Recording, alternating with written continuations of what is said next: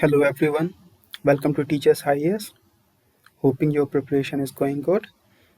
We are studying internal security, a part of GS3, and till now we have made three videos on this. First was introductory video in which we understood the pattern of paper, the weightage of questions. Around 50 mark questions come from this section, that is from internal security in GS3, and we have the second video was on introduction of extremism, and after that third one was on Naxalism part 1. So in this video we will be dealing the left out part, that is we had discussed all the basics and we had to discuss these state specific models and what is going on in current situation. Like this attack happened in Bijapur district, I guess, on CRPF. 22 soldiers were killed. So all these things we will be discussing now. So let's just do a quick recap. Definition of Naxalite, and they are influenced by from Maoist form of communism, and they are also influenced by Marxist-Leninist school, but mainly focus on Maoist teachings. Okay, and they do not believe in any democracy or any other form of government. They just want to overthrow the existing establishment. And what is left-wing extremism?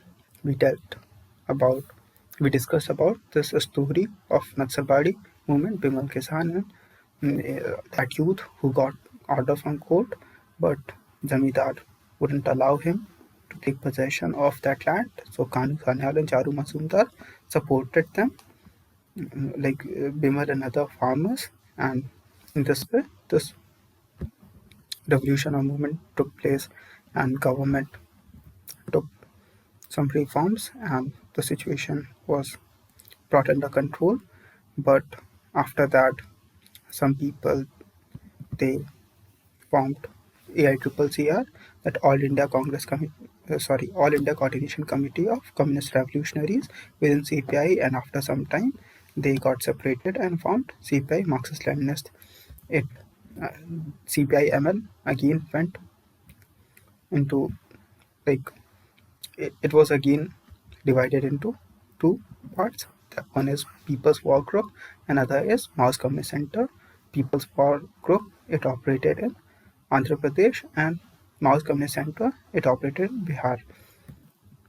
And there were three phases of Naxalism in India. First phase was during this Naxalbari movement.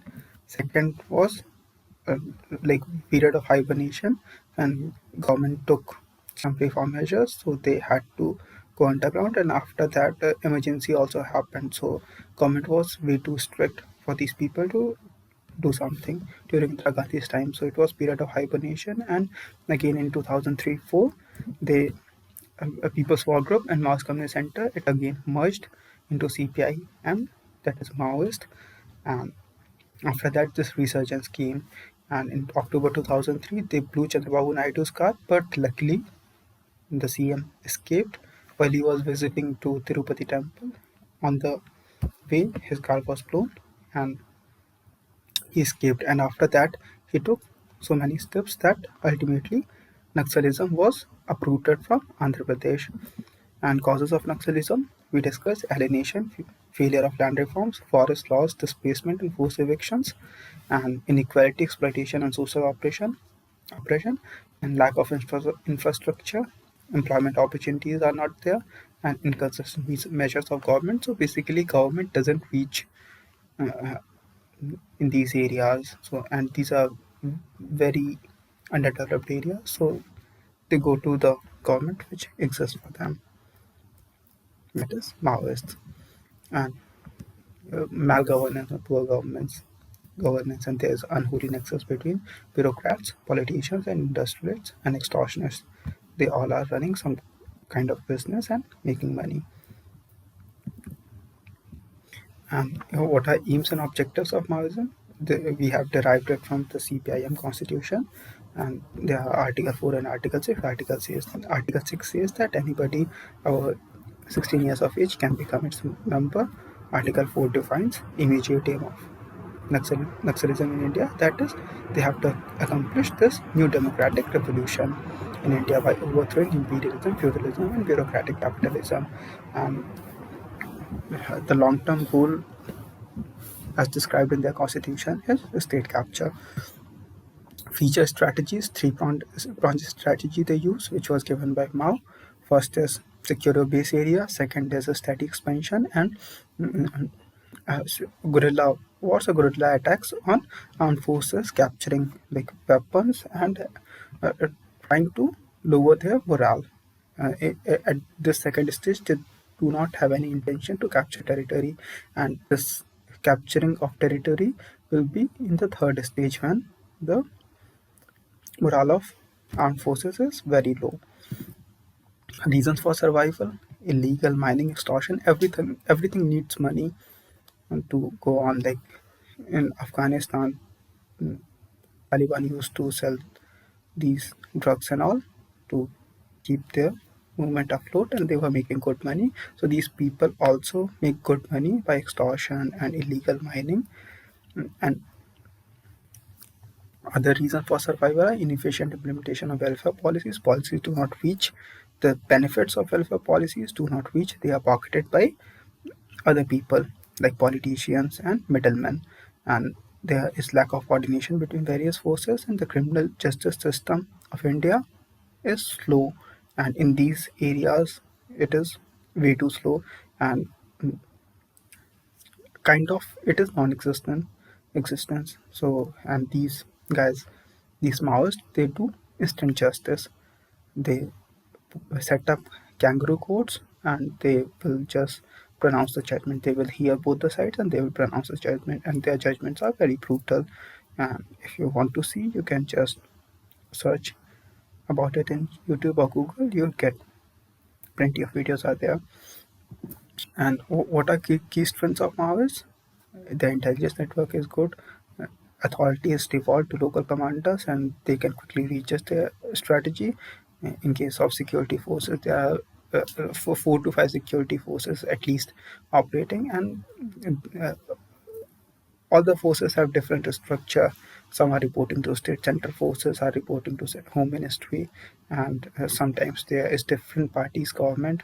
For example, in Chhattisgarh, uh, different parties in power in a state, and in center there is another party. So they lack coordination and domination of local landscape, which is dominated by Maoists. And the people there, like from child to an old person, they are all they all have been brainwashed, and they all support Maoists. And Salvajudam case, government appointed people as special police officer, SPOs, and Supreme Court declared this grouping as unlawful. It happened in 2011, and this was a case from Odisha. And this red corridor from Tirupati to Pashupati, PM Modi, while he was CM of Gujarat, he quoted this, that the red corridor runs from Tirupati to Pashupati. And government response, there have been 4 categories. Socio-economic measures have been taken, anti-Naxal operations. So this is force, that is carrot and stick, and surrender policies, again carrot. Those people who are ready to give up violence, they are being rehabilitated under this policy of 2007. And there are some schemes like SRE scheme, Samadhan scheme, 12 major areas of security operation doctrine Samadhan. No need to cram them. And critique of government response, lack of coordination, different divergent policies are there. Nationwide approach is lacking, and modernization of forces is lacking. And Andhra Pradesh model, we had to start from here. So in Andhra Pradesh, this Naxalism began in 1980s, and public support was with Maoists, as they had only landlords as their targets. So initially they did some good to the people. Initially they were not exploiting people, but when their methods their methods were so bad that when people started opposing the activities, then they started threatening people also, and now they are ruling because of the terror they have spread. Because if anybody gives information about them, they will go and kill the whole family. So that's why this Salva Judam thing also happened. People in some areas were fed up with the activities of these Maoists, and Andhra Pradesh is considered as nursery of Maoism, and uh, it followed like after that Chandrababu Naidu incident. They blew up his car in 2003, and after that the state got strict, and they followed this principle of defend, destroy, defeat, or and deny. So police stations were not initially the police stations were not fortified, and so were frequently targeted by Maoists, forcing police to escape or be reluctant to police their area. So police was how would they provide security to other people if they are not sure about their own security? So even if the people inform them that Maoists are coming, Naxalites are coming and doing these activities, they would just hide themselves instead of going and upholding the rule of law. So though the 1990s, through the 1990s, the state of Andhra was suffering massively from Naxal violence. In such circumstances, the government was forced to launch Greyhounds in 1989.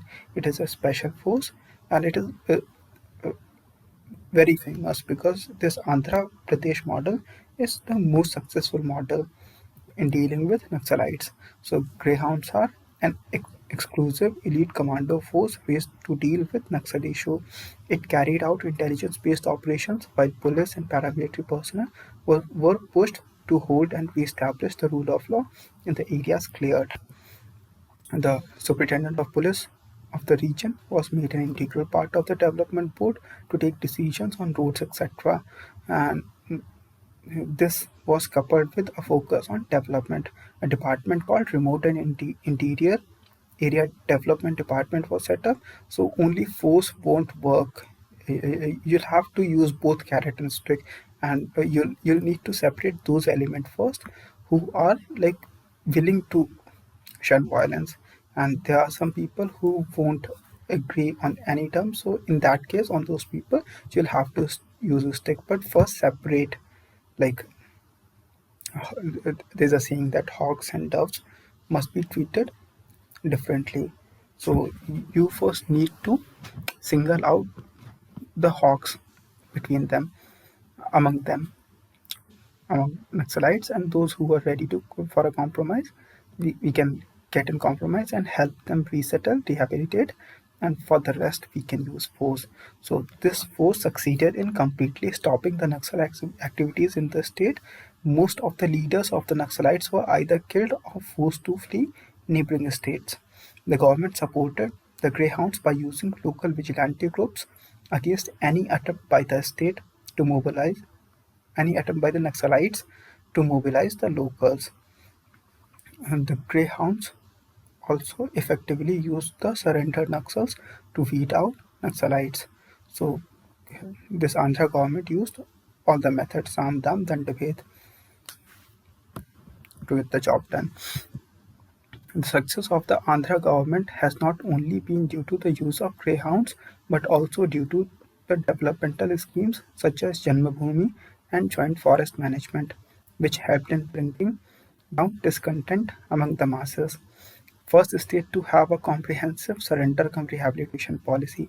This all we have discussed just now only. So I'll just be reading whatever is written. So to make sure that I don't miss anything. This policy only works when there is sustained military pressure on Maoists. A Maoist guerrilla can only be countered by a state guerrilla.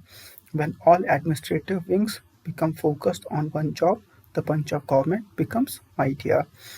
The key to success was coordination between state police and greyhounds. Every IPS officer who joined the state police at that time and even now had to spend 3 months with greyhounds. Also, the powers were given to the local leaders in the police setup. With 21 out of 23 districts affected, Maoist violence peaked in 1990s, and but now there is negligible, almost no incident from Andhra Pradesh. West Bengal, it is called cradle of Naxal movement because the Naxal movement originated from West Bengal in Naxalbari area, and so this West Bengal setup this West Bengal government set up a special counter Maoist force called Straco. In case of Andhra, it is Greyhounds. In case of West Bengal, it is Straco.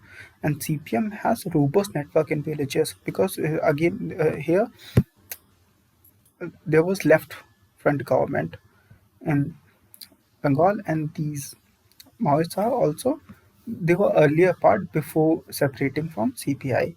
So these were part of those CPI. They were together before the split took place. So they know all the tactics used by, and they basically know the people who are involved, and they have their informants.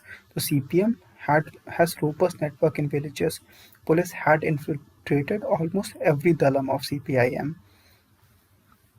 and in 2011, this top Maoist leader Kishanji was killed by police. In 2010 was peak of violence in West Bengal. 341 incidents took place and 252 deaths happened.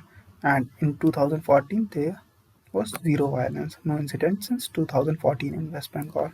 So it has almost died down. In Odisha, in mid 1990s, 22 out of 30 districts were impacted, and major areas which were impacted by left-wing extremism were Koraput, Malkangiri. And in 2008, Maoists raided the Nayagarh Armory in Koraput and looted 1,200 guns, including 400 NSAS rifles, 20 AK-47s, and killed 15 policemen. In the same year, 37 Greyhound commandos were killed in an ambush while approaching the cutoff area of Malkangiri in a boat. So, after these incidents, state raised SOG, Special Operations Group, in response and recruited tribals as SPOs, special police officers, and hunted Maoist leaders. Government rolled out a surrender policy and began distributing land pattas among tribals to win them over. So Odisha also used the same policy, that is carrot and stick, and that only works. Only carrots cannot work, and only sticks will also not have that much effect. Efforts coupled with infrastructure development in backward regions, and these efforts helped security forces to mount quick attacks because earlier there were no roads, so they would have to walk like to the place. But now that infrastructure has been developed, there is connectivity, so forces can be easily mobilized. And Guru Priyo Bridge, Guru Priyo Bridge, completed connecting the cut-off area with rest of Odisha, and in 2008 there were around 101 casualties.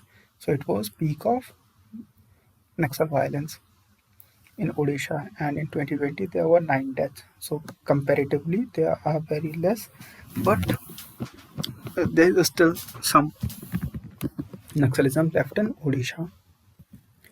Maharashtra affected areas in 1990s were Vidarbha district of Gondia, Chandrapur and Gadchiroli, and in response Maharashtra raised C60 teams. West Bengal raised Straco, and Andhra Pradesh Greyhounds, and Maharashtra C60 teams. So in last decade 500 plus Maoists have surrendered, and in 2020 30 incidents happened with 8 deaths. Now Maoists are confined to the border areas of Gadchiroli.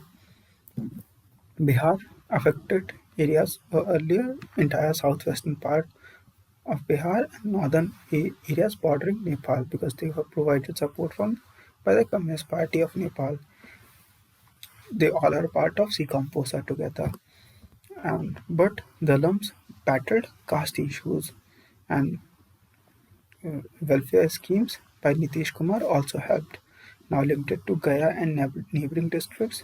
And in 2020, there were 26 incidents with 8 civilian deaths. So, major developmental issues.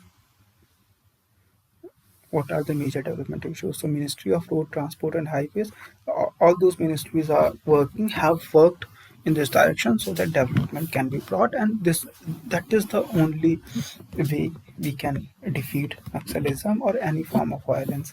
When people have a stable jobs, a stable life, they don't indulge in such kind of activities. But when they don't have anything to do, then they'll do these violent things. If they don't have employment, then Maoists or other people. This is the case with the stone pelters also in J&K, because they were not having any form of employment. So those people will ask them, "You pelt stones, and we will pay you something 500,000, whatever." I have no idea about how much they were paid, but they were paid some money to pelt stones. So Ministry of Road Transport and Highway, these all have launched some schemes. So state can initiate pilot projects for construction of roads with technologies like prefabricated slabs and soil stabilization, and the states can project any requirement for dispensation in left-wing extremism area. So what happened earlier, that if suppose some contract is given to build a road, so these Maoists will come and will kill the workers and contractors. So like the contractors were fearful of taking any work or doing anything. So this ministry has come up with an idea that get these all things prefabricated slabs and soil stabilization. These all things already built, and like within an hour or two or a day, like security will be provided, and this road work will be completed. And once the road work is completed, it can be left on the people. That government can say that we have done our job. Now you guys must oppose so that they don't blow up. And initially, they didn't only allow them to like construct these roads and all, but with these technologies, the infrastructure is being built, and people will see the real face of Maoists if they blow up bridges, and also they will lose support among people. The Maoists will lose support among people. Ministry of New and Renewable Energy Resources, several solar parks, solar lighting, and solar pump schemes for providing low-cost energy to left-wing extremism affected states. Ministry of Power, electrification of villages in left-wing extremism area is being undertaken on a war footing with December 2018 as the target, and it has been completed. The airport at Jagdalpur, in the heart of Maoist core area, will be operational very soon. Phase 2 of installation of mobile towers, it is work in progress. And Ministry of Railways, these railway lines Hajipur to Sagoli, Girit to Kodarma, Devghar to Sultanganj is nearing completion. Current situation, I'm sorry, current situation is that last bastion of Maoists is left in Chhattisgarh.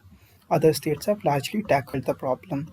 Chhattisgarh accounts for 45% of all incidents in country and 70% of security personnel deaths in such incidents. These figures are important for answers.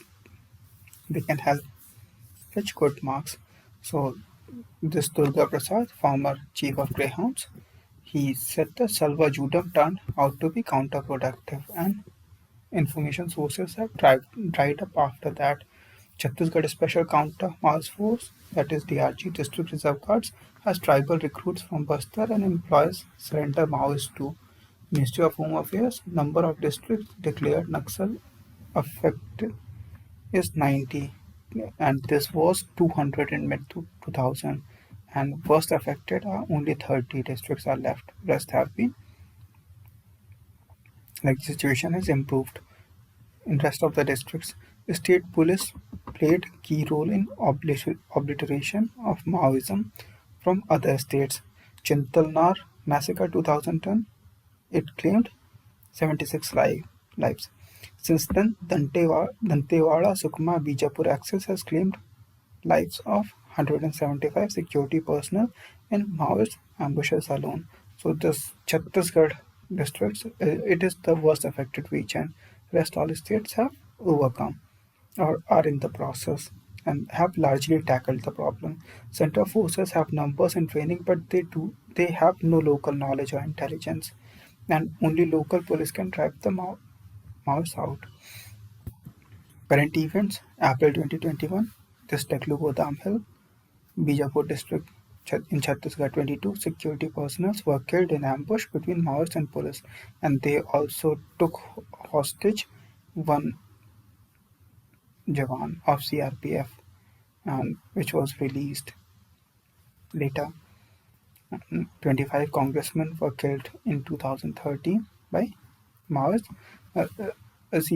Every year there are a lot of incidents happening, but we may have to quote some examples. So these are some famous examples which I have put in. This is a recent one, so we can quote this in our answers. This April 2021 incident. After that, in 2013, 25 congressmen were killed, and this collector of Sukma district, Alex Paul Menon, was kidnapped and taken hostage in 2012. And he came out. When he came out, he gave several interviews, and he told about the extent to which these people have been brainwashed and indoctrinated. That people are just they have been brainwashed like so much that they are not even ready to listen anything. They just simply say that you go out and we'll take care of ourselves. You don't need to come here. If you want, you can watch like his interviews on YouTube. They are available. And Lalgarh incident happened in 2008, and this IED blast incident is happened in 2020, I guess. And before this Teklu Godam Hill incident, like 2 3 months before that, this IED blast and death of 5 personnel of DRG district reserve guards happened. So now the question comes: why Chhattisgarh is struggling with Maoism? So the first reason is trust deficit between the forces. A strong Maoist network in the districts of Bijapur, Sukma, Dantewada, and Narayanpur, and few informers for police. There are few informers, and because these people living in that area, they are very much sympathetic to Maoists, and they do not cooperate with security forces, and there are very less informers, very few informers, very weak phone networks. Any human intelligence that reaches security forces is delayed and barely actionable. Kamlojan Sin, Kamlojan Kashyap. Please remember these names and what they say, because quoting their statements could fetch you marks in the exam. So Kamlochan Kashyap, he was SP of Bijapur. He said that it's demography rather than topography that hampers the police more. Wages from children to elderly, covertly and overtly, were from Maoists. Right from information of troops movement to engaging the security forces on the ground till armed cadres arrive. And a massive brainwashing campaign has been on for decades in these areas, which also have a vacuum of government and security forces. All these things I took from interviews. These guys, uh, this SP of Bijapur, Kamlochan Kashyap, and the other guy I mentioned, Durga Prasad. All these statements I took from the interview given by these guys. So please do remember. And we have discussed trust deficit. Second is intelligence failure.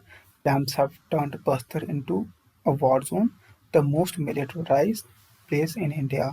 Need to focus not on numbers but utilizing their potential to maximum. And information from sources may not always be sacrosanct. In multiple encounters, police has found target areas empty and the forces are attacked by Maoists when they are on their way back. So what actually happens that our security forces think that they are going to hunt Maoists down, but they unknowingly fall in the trap of Maoists and wherever they reach, they find those areas already empty. They'll not find any people in the whole villages are empty.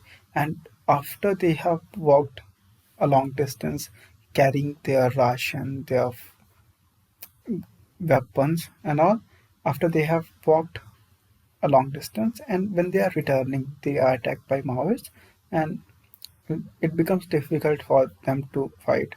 And there are incidents like when Maoist attack, most of the people, like most our soldiers run away. This one guy who was in Bijapur incident, who was like captured by Maoists, this one Jawan, he was captured because the our forces left him behind. He was injured, and the forces left him behind and ran away. So the Maoists took him as hostage, and we have discussed this. Yeah. In big operations, secrecy is impossible. Use of drones alert the Maoists that the security forces are interested in that area. And fight with Maoists begins only after the men carrying more than 30 kg have walked well over 25 kilometers. That is, encounters starts when the men are exhausted and haven't had a full night's sleep. Multiplicity of agencies we have discussed: paramilitary force, CRPF, specialized teams, Cobra, Chhattisgarh Police, STF, and DRG, District Reserve Guards. These many forces are acting in Chhattisgarh. And DRG is made up of erstwhile SPOs of Salwa Judam, special police officers which the government appointed, but Supreme Court asked to disband, so they were again formed into another force, DRG, District Reserve Guards, surrendered Maoists and local tribal youth. Paramilitary force personnel gets 10-day leave once in 3 months. Half is spent in traveling to and from base camp to home. Since 2018, there have been 30 cases of suicide or fratricide in paramilitary forces. Trust deficit among multiple agencies. Example: two Chhattisgarh police jawans were caught selling ammunition to Maoists. CRPF raised question that if they are selling ammunition, what stops them from selling information? And there has been disturbing trend of abandoning of men or bodies and rushing back to camp during a gunfight. Example: men and bodies left behind in Bijapur encounter. We discussed this. Unacceptable for a professional force even under fire, and there is lack of political will. Bastar is sparsely populated, little politically little political dividend. Only 12 assembly seats are in Bastar despite an area comparable to the size of Kerala. So what is way forward? We need to maximize outreach and stop treating them as enemies. But the old trope of winning hearts and minds, no longer just a humanitarian exercise but a necessary strategic one, becomes harder to practice, especially after attack. These all things which are written here, they have been taken from this guy's interview, Durga Prasad's. Sorry, Kamrochan. Sorry, where's Durga Prasad?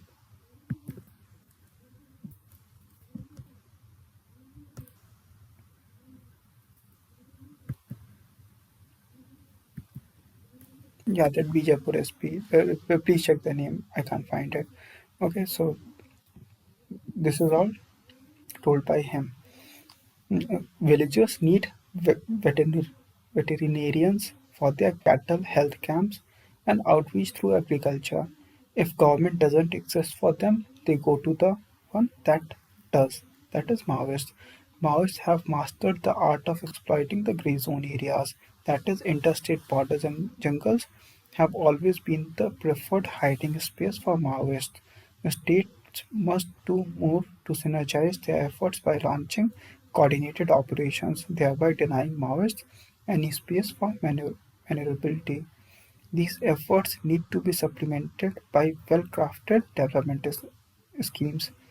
Proper implementation and timely dispersal of benefits add to the credibility of the government policies. It is also important to segregate population from insurgents, both operationally and ideologically. The hawks and doves need to be viewed and treated differently. This all we have discussed already. I'll just read it out.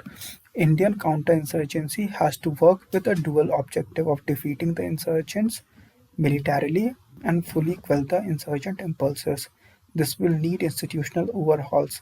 The conflict over distribution of resources can be mended with economic development, but the bigger challenge would be to create a system where the tribal population feels that the government is representative, not repressive.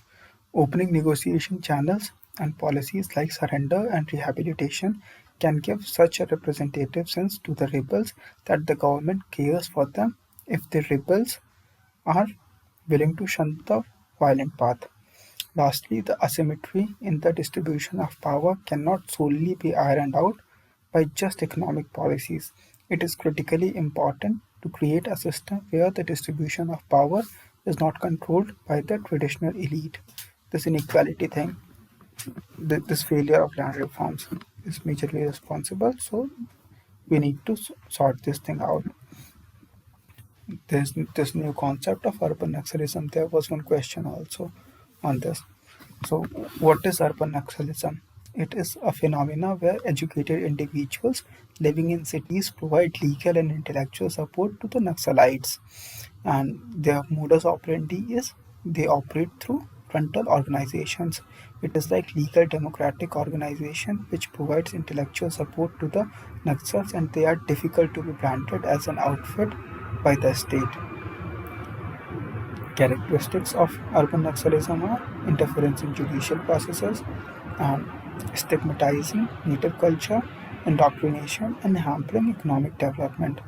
And there was this statement by Maoist intellectual Varavarara. Actually, this statement it is not complete. You can just search it and you'll find this statement. So the method these people use to say bad thing, they will just initially say good about the government and at last they will put in their message. So they speak in a cryptic way that it is hard to like legally hold them accountable, and indirectly they are supporting Naxals only.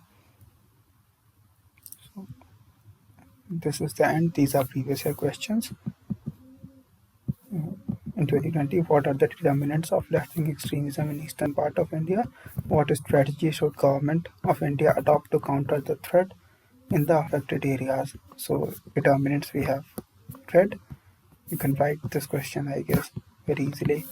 In 2017, left-wing extremism is showing a downward trend but it still affects many parts of the country. Briefly explain the government of India's approach to counter the challenges posed by left-wing extremism. This is also doable.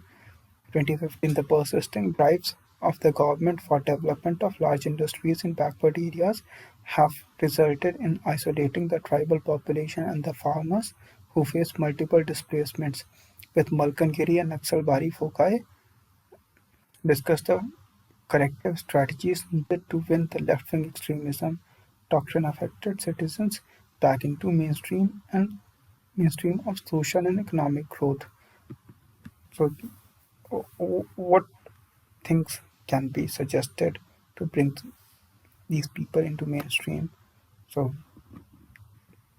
again, that carrot and stick policy, those who are willing to surrender and lead a normal life, they can be rehabilitated using different schemes, and those who are not willing to negotiate, then we need special operations and special forces who hunt them down. And in measures, there can be we can suggest different socio-economic measures like from health to infrastructure to education, all these things can be provided. So this can be written using the information we have in these two videos.